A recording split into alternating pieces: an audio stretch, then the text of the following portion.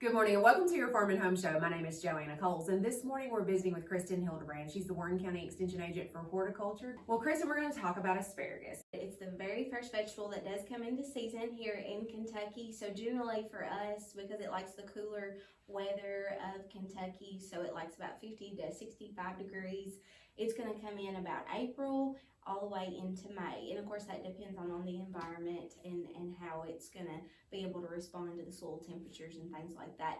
But you can grow asparagus here in the Kentucky garden fairly easily. Because it's a perennial vegetable, we need to be thinking about some of those things ahead of time, because it's not like it just completes its life cycle in one growing season. It's going to hang around for a long time, and it's really important to make sure you get your site prepared, also that you get your pH of your soil right off the bat really quick, so that way that you can help keep it maintained. If somebody has or does not have asparagus but they're interested in adding it to their garden, a couple of different recommended cultivars that we have for asparagus.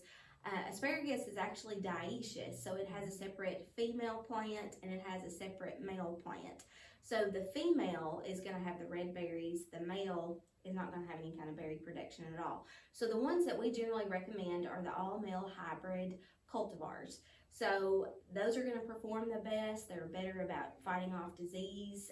They're best for fighting off rust, fusarium wilt, which we have a lot of issues with here in Kentucky. So anything that starts with Jersey, those are going to be really good cultivars that we would recommend for Kentucky. So there's like Jersey Gem, Jersey Supreme, Jersey Night. There's also other ones that are great that are Jersey varieties. And there could be new ones that have been released, but a lot of these are actually coming from Rutgers. And again, they have a nice big spear to it, and they're nice, and again, they perform really well. There's also another one that's out there that's called Purple Passion. The thing about Purple Passion is that it is purple. It is kind of a newer variety, but it has more of a high sugar content. So it's going to be purple when you buy it, but then when you cook it at home, it's going to turn back green. So that might be one that you would want to consider.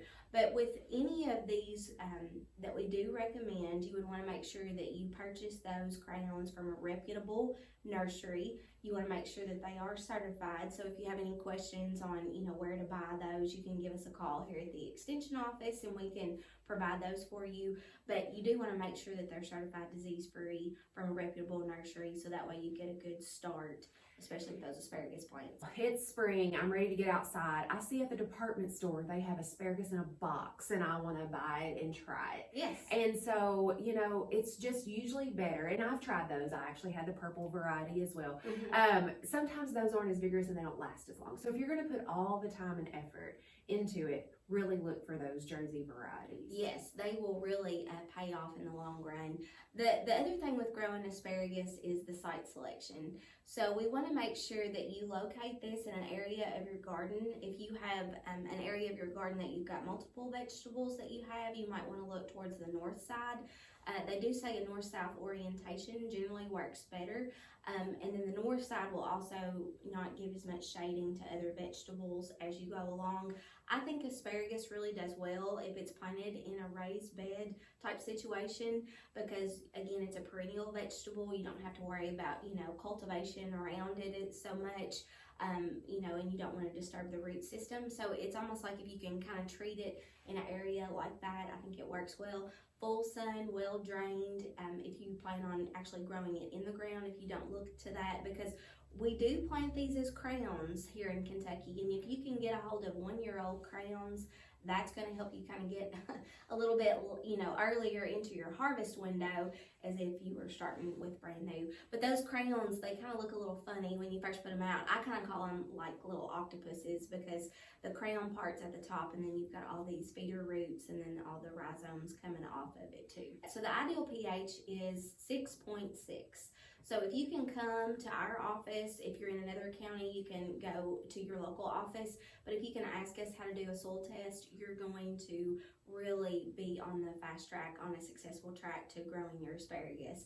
And March is an ideal time for planting, so we want to talk about a little bit more about planting in our next segment.